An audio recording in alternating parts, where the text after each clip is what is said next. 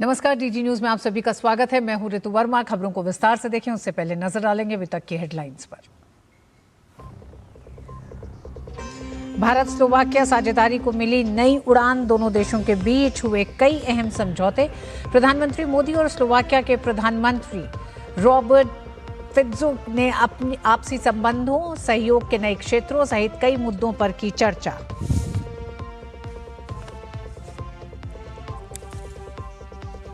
पश्चिम Asia में जारी संघर्ष पर सरकार की नजर। देश में पेट्रोल, डीजल, एलपीजी का पर्याप्त भंडार। 62,370 मीट्रिक टन एलएनजी कैरियर दिशा ने हॉर्मुज जलडमरू मध्य को किया सुरक्षित पार। ओमान में फंसे 20 भारतीय सुरक्षित स्वदेश लौटे। 11 जून को हमले के बाद चलाया गया विशेष बचाव अभियान। भारतीय चालक दल के सदस्यों ने जताया सरकार का आभार।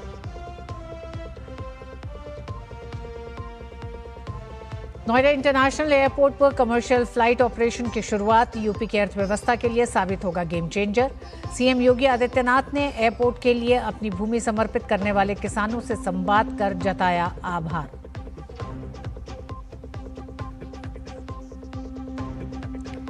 इक्कीस जून को योग दिवस को लेकर तैयारियां तेज। कोलकाता के रेड रोड पर होगा मुख्य समारोह।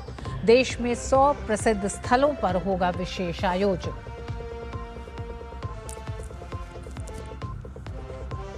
और फीफा विश्व कप में आज केप वर्डे टीम का डेब्यू मैच। 2010 की चैंपियन स्पेन से होगा सामना। वहीं देर रात बेल्जियम के सामने मिस्र की चुनौती।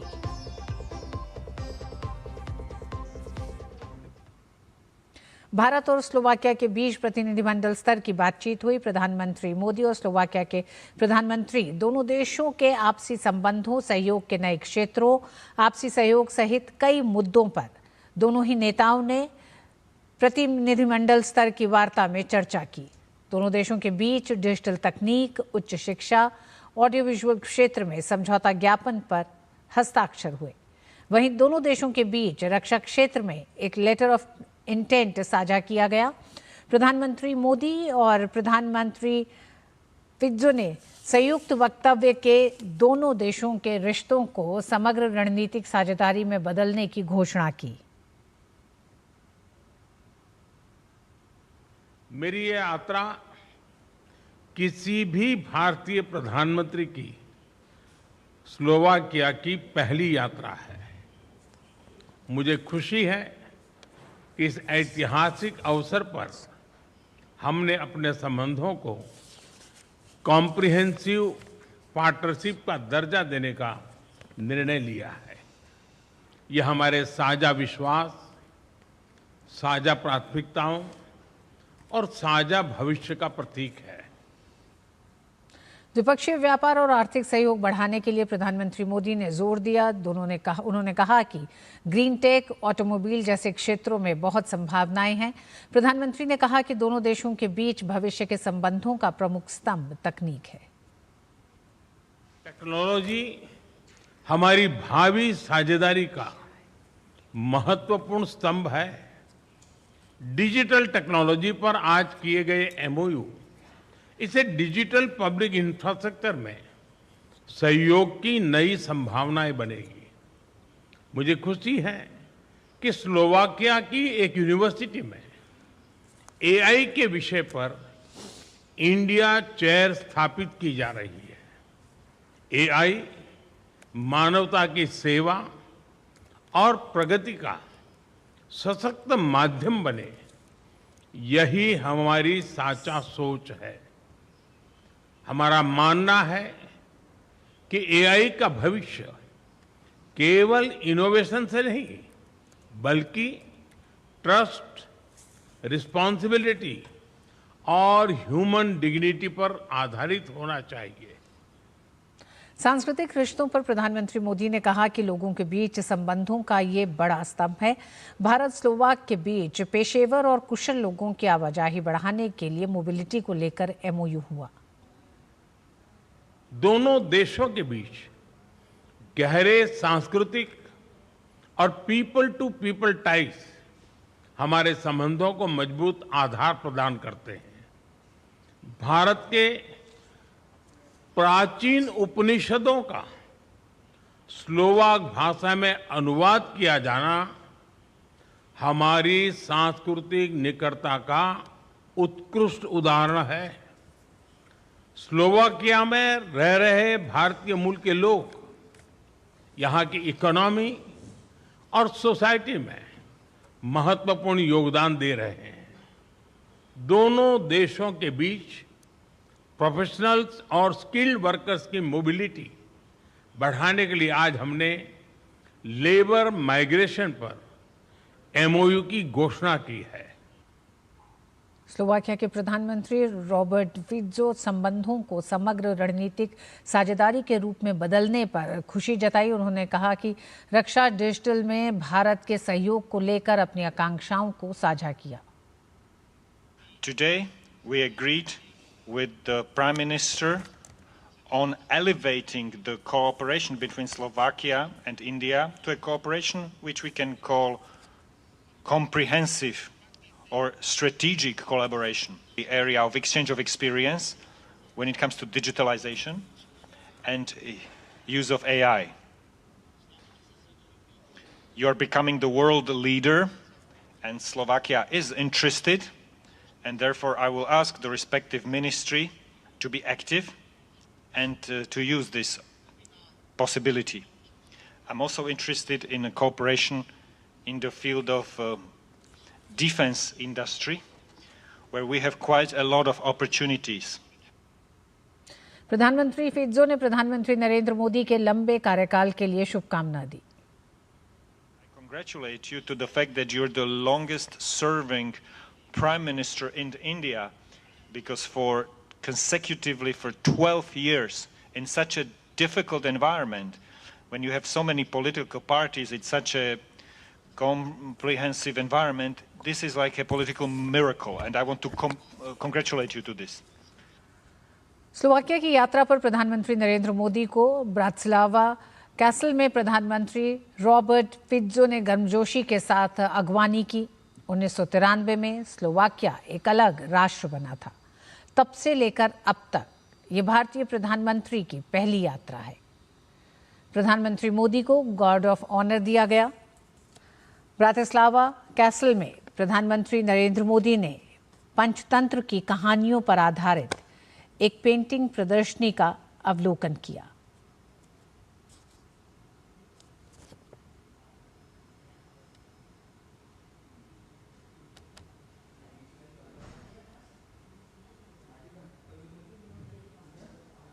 स्लोवाकिया के प्रधानमंत्री रॉबर्ट फिट्जो और प्रधानमंत्री नरेंद्र मोदी ने द्विपक्षीय मुलाकात की। स्लोवाकिया यूरोपीय संघ का सदस्य देश है। प्रधानमंत्री मोदी की इस यात्रा से द्विपक्षीय संबंध को नई दिशा मिलेगी। इसके साथ यूरोपीय संघ के साथ भारतीय संबंधों को प्रगाढ़ करेगी प्रधानमंत्री की ये यात्रा। ओमान में गिनी बिसाऊ के ध्वजवाहक पोत एमटी जलवीर के हमले का शिकार होने के बाद चालक दल के सभी 20 भारतीय सदस्य सुरक्षित भारत लौट आए हैं। मस्कट में भारत के राजदूत ने स्वदेश रवाना होने से पहले चालक दल के सदस्यों से मुलाकात कर उन्हें सुरक्षित यात्रा की शुभकामनाएं दी। 11 जून को पोत पर हमले के बाद ओमान के अधिकारियों और भारतीय दूतावास के समन्वित प्रयासों से सभी भारतीयों को सुरक्षित तट पर पहुंचाया गया था। इसके बाद उनकी स्वदेश वापसी की व्यवस्था की गई। भारतीय दूतावास ने कहा कि संकट में फंसे भारतीय नागरिकों को त्वरित सहायता पहुंचाना और उनकी सुरक्षा सुनिश्चित करना सरकार की सर्वोच्च प्राथमिकता है। वहीं बचाए गए भारतीय चालक दल के सदस्यों ने समय पर राहत और बचाव अभियान चलाने के लिए मस्कट स्थित भारतीय दूतावास और ओमान सरकार का आभार व्यक्त किया। क्रू सदस्यों ने कहा कि दोनों देशों के अधिकारियों के प्रभावी समन्वय के कारण सभी भारतीयों को सुरक्षित निकाला जा सका। भारतीय दूतावास ने पूरी प्रक्रिया के दौरान लगातार सहायता और समन्वय सुनिश्चित किया। सभी 20 भारतीय नाविकों की सुरक्षित घर वापसी के साथ ये बचाव अभियान सफलतापूर्वक संपन्न हो गया है।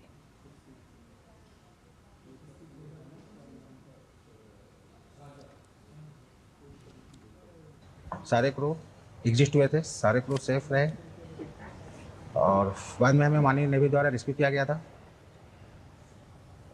माननीय वार से रेस्क्यू करके ले गए थे सारे क्रू को। और उसके बाद फिर इंडियन एम्बेसी हमारे टच में रहे, पर हर पल खबर लेते रहे। हम लोग 11 जून से लेकर 14 जून तक होटल में रुके हुए थे। इंडियन एम्बेसी का योगदान रहा हम लोग को सेफली बाहर भेजने में, घर से भेजने में। और हमारी कंपनी भी हमें बहुत सपोर्ट की, ऑपरेशन, टेक्निकल, क्रूइंग, सभी डिपार्टमेंट से हमें बहुत सहयोग मिला। हर पल का खबर लेते रहे कंपनी की, हर मिनट का खबर लेने के लिए। Thanks for everything to company, Indian embassy, Omani Warsi. और बुलेटिन में वक्त एक छोटे से ब्रेक का।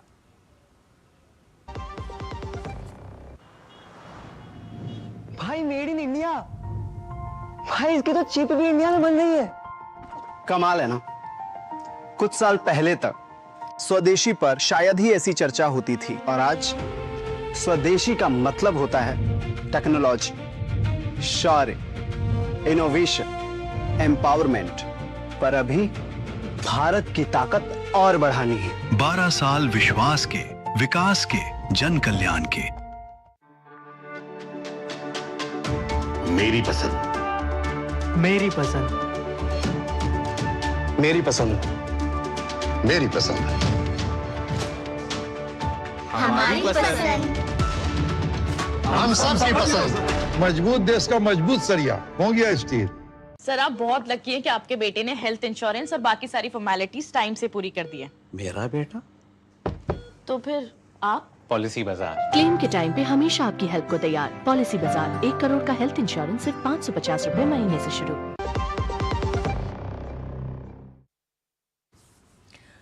उत्तर प्रदेश के विमानन इतिहास में आज एक नया और स्वर्णिम अध्याय जुड़ गया है। एशिया का सबसे बड़ा एयरपोर्ट नोएडा इंटरनेशनल एयरपोर्ट आज से पूरी तरह ऑपरेशनल हो चुका है। नोएडा अंतर्राष्ट्रीय हवाई अड्डे को दिल्ली एनसीआर क्षेत्र के लिए दूसरे अंतर्राष्ट्रीय हवाई अड्डे के रूप में विकसित किया गया है। इस एयरपोर्ट को यात्रियों की सुविधा और टेक्नोलॉजी पर खास ध्यान देते हुए डिजाइन किया गया है। इस विशेष अवसर पर नागर विमानन मंत्री किंजरापू राममोहन नायडू ने कहा कि जेवर हवाई अड्डा देश में संपर्क बढ़ाने और विश्व स्तरीय उड़ान अवसंरचना विकसित करने के प्रधानमंत्री नरेंद्र मोदी के लक्ष्य का प्रतिफल है। नोएडा इंटरनेशनल एयरपोर्ट के पहले चरण का उद्घाटन प्रधानमंत्री नरेंद्र मोदी ने 28 मार्च को किया था। हवाई अड्डे के उद्घाटन के अवसर पर प्रधानमंत्री नरेंद्र मोदी ने इसे न केवल उत्तर प्रदेश बल्कि पूरे उत्तर भारत की कनेक्टिविटी, व्यापार और आर्थिक विकास के लिए एक ऐतिहासिक परियोजना बताया था। इस मौके पर राज्य के उप मुख्यमंत्री ब्रजेश पाठक ने प्रदेशवासियों और देशवासियों को बधाई दी। आज एयरपोर्ट से उड़ानें प्रारंभ हो रही हैं। मैं प्रदेशवासियों को, देशवासियों को बहुत बहुत बधाइयां देता हूं। माननीय प्रधानमंत्री नरेंद्र मोदी जी का बहुत बहुत अभिनंदन करता हूं। माननीय प्रधानमंत्री नरेंद्र मोदी जी के मार्गदर्शन में उत्तर प्रदेश तेजी के साथ आगे बढ़ रहा है। जेवर में नोएडा इंटरनेशनल एयरपोर्ट पर कमर्शियल फ्लाइट ऑपरेशन शुरू हो चुका है। इस अवसर पर यूपी के मुख्यमंत्री योगी आदित्यनाथ ने जेवर में एयरपोर्ट के लिए जमीन देने वाले किसानों को संबोधित किया। उन्होंने कहा कि इसके पीछे प्रधानमंत्री मोदी की प्रेरणा और सभी किसानों का योगदान है। उन्होंने कहा कि जेवर ने नोएडा इंटरनेशनल एयरपोर्ट के साथ इतिहास में एक नया अध्याय लिख दिया है। पूरे प्रदेश और देश के एविएशन सेक्टर के लिए जब भारत की सबसे अधिक संभावनाओं वाले एक इंटरनेशनल एयरपोर्ट ने अपनी कॉमर्शियल फ्लाइट प्रारंभ की है,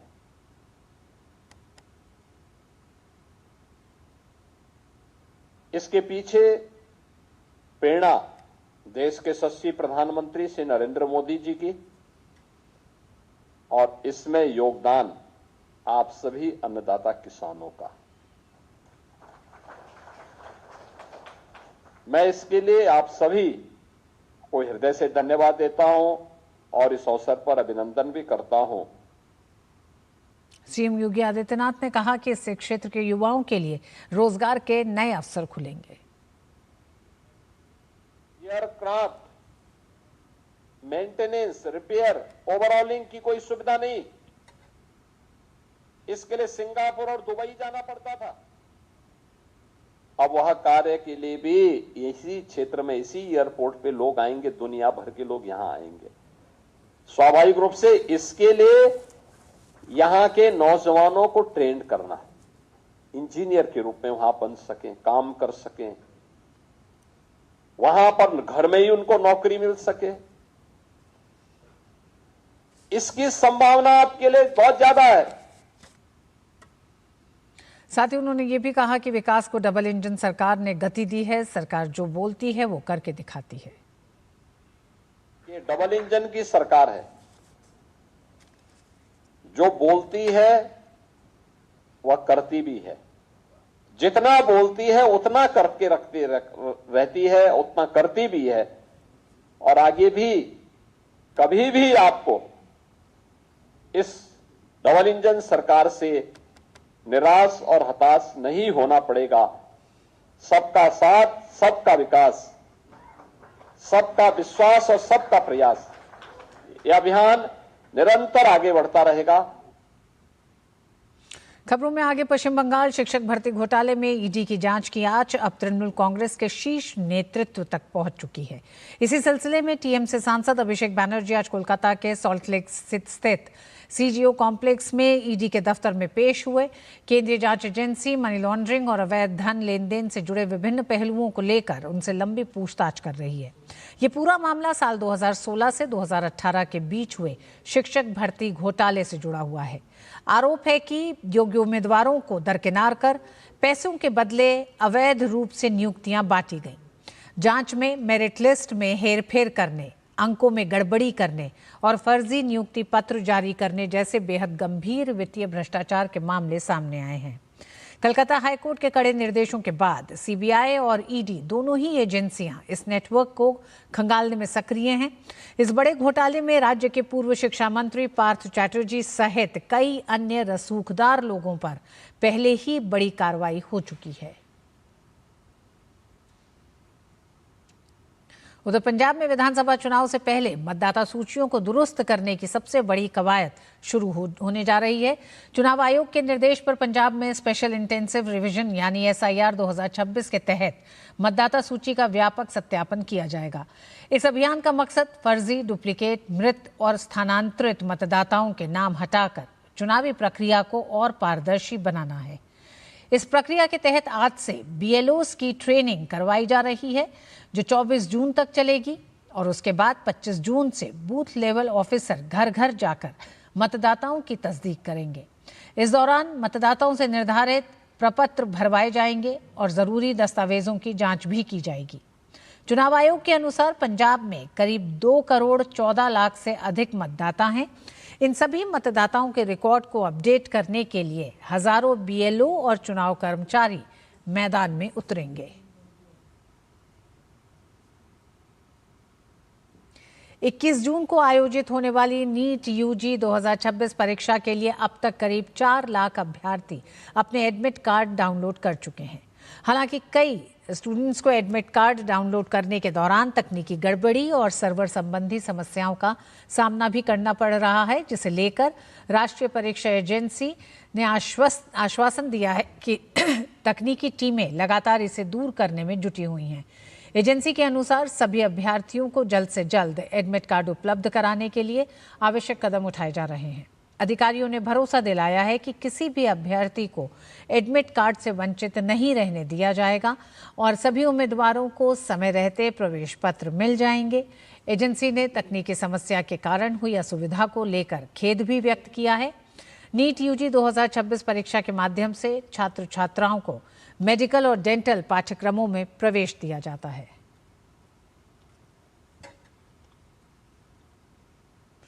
पंजाब में आर्थिक रूप से कमजोर और वंचित वर्ग के बच्चों को निजी स्कूलों में आरटीई एक्ट 2009 यानी शिक्षा का अधिकार कानून के तहत 25% आरक्षित सीटों पर दाखिला देने के मुद्दे पर सुप्रीम कोर्ट ने सुनवाई की है।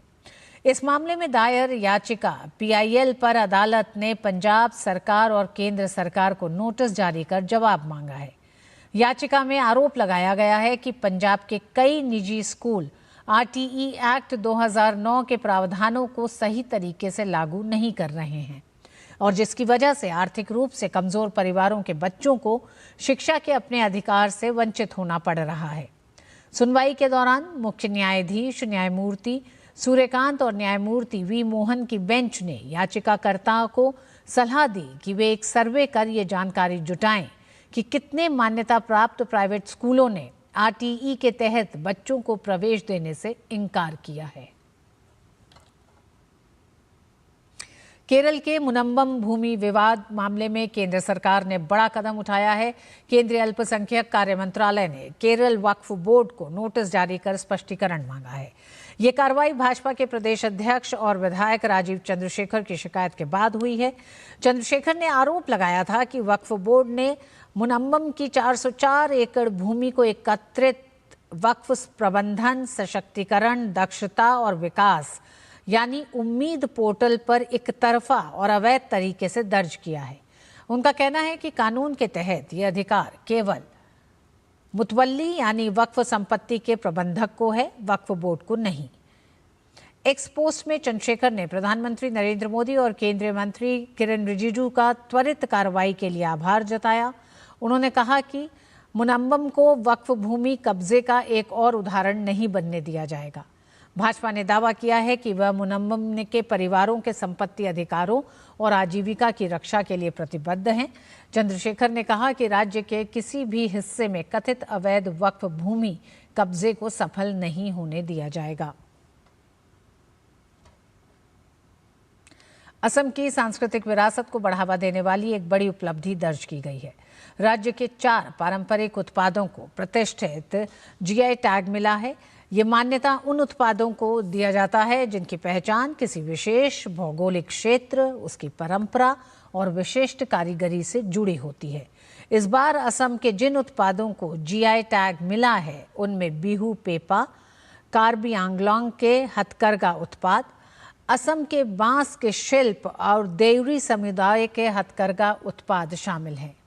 ये सभी वस्तुएं असम की आदिवासी विरासत, पारंपरिक कला और स्थानीय कारीगरी की विविधता को दर्शाती हैं। असम की इस उपलब्धि पर मुख्यमंत्री हेमंत बिस्वा शर्मा ने सोशल मीडिया पर स्वागत किया और इसे राज्य की सांस्कृतिक पहचान के लिए एक महत्वपूर्ण कदम बताया।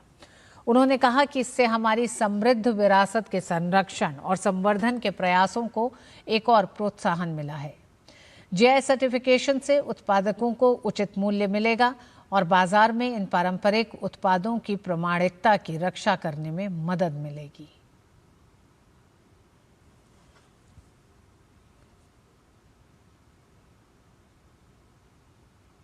उधर हिमाचल प्रदेश के 3 पारंपरिक उत्पादों हिमाचल रणसिंघा, हिमाचल काष्ठ नक्काशी शिल्प और हिमाचल हस्त निर्मित गलीचा को भौगोलिक संकेतक जीआई टैग वाले उत्पादों के रूप में पंजीकृत किया गया है। ये मान्यता हिमाचल प्रदेश की समृद्ध सांस्कृतिक विरासत, पारंपरिक शिल्पकला और स्वदेशी ज्ञान के संरक्षण और संवर्धन की दिशा में एक महत्वपूर्ण उपलब्धि है। ये जानकारी हिमाचल प्रदेश के राष्ट्रीय कृषि और ग्रामीण विकास बैंक नाबार्ड के क्षेत्रीय कार्यालय ने की है। जीआई टैग से उत्पादकों को उचित मूल्य मिलेगा और बाजार में इन पारंपरिक उत्पादों की प्रामाणिकता की रक्षा में मदद मिलेगी। केंद्रीय आयुष मंत्री प्रताप राव जाधव ने नई दिल्ली के नेशनल मीडिया सेंटर में योग दिवस पर अपने संबोधन में कहा कि योग एक वैश्विक जन आंदोलन बन चुका है और ये स्वस्थ जीवन और दीर्घायु के लिए अत्यंत महत्वपूर्ण भूमिका निभा रहा है। मुख्य कार्यक्रम 21 जून को कोलकाता रेड रोड पर आयोजित किया जाएगा, जिसका नेतृत्व प्रधानमंत्री करेंगे। इसके साथ ही हुगली नदी पर 500 नावों पर एक साथ योग अभ्यास का भी विशेष कार्यक्रम रखा गया है। पिछले 50 वर्षों में बंगाल में योग को पर्याप्त महत्व नहीं मिला, चाहे वह वामपंथी सरकार हो या ममता सरकार। लेकिन इस बार केंद्र सरकार ने कोलकाता को योग दिवस के मुख्य कार्यक्रम के लिए चुना है। इससे शहर में योग के प्रति नई ऊर्जा और उत्साह देखने को मिल रहा है। योग आज एक वैश्विक जन आंदोलन बन चुका है। इस वर्ष अंतर्राष्ट्रीय योग दिवस 2026 को वैश्विक स्तर पर अभूतपूर्व समर्थन प्राप्त हो रहा है।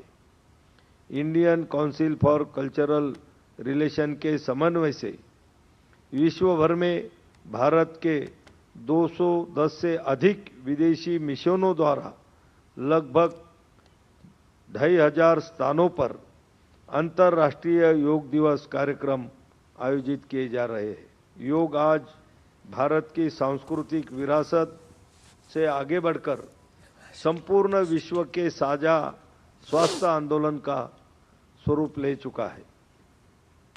अंत में बात फीफा की। फीफा विश्व कप में आज रात स्पेन का सामना केप वर्डे की टीम के साथ होगा। ये पहली बार है जब ये दोनों टीमें एक दूसरे के खिलाफ मोर्चा खेलेंगी। केप वर्डे की टीम ने पहली बार विश्व कप के लिए क्वालिफाई किया है। यह मैच अटलांटा स्टेडियम में खेला जाएगा। स्पेन की टीम ने अब तक सिर्फ एक बार साल 2010 में विश्व कप खिताब पर कब्जा जमाया है। वहीं एक अन्य मुकाबले में बेल्जियम की टीम मिस्र के सामने होगी। बेल्जियम की टीम पिछले कई वर्षों से दुनिया की शीर्ष टीमों में शामिल रही है, लेकिन विश्व कप ट्रॉफी जीतने का सपना अब भी अधूरा है। बेल्जियम और मिस्र की टीमें अब तक 3 बार आमने सामने आ चुकी हैं। बेल्जियम को सिर्फ 1 में जीत मिली, वहीं मिस्र की टीम 2 मैच जीत चुकी है। और इसी के साथ इस बुलेटिन में बस इतना ही। नमस्कार।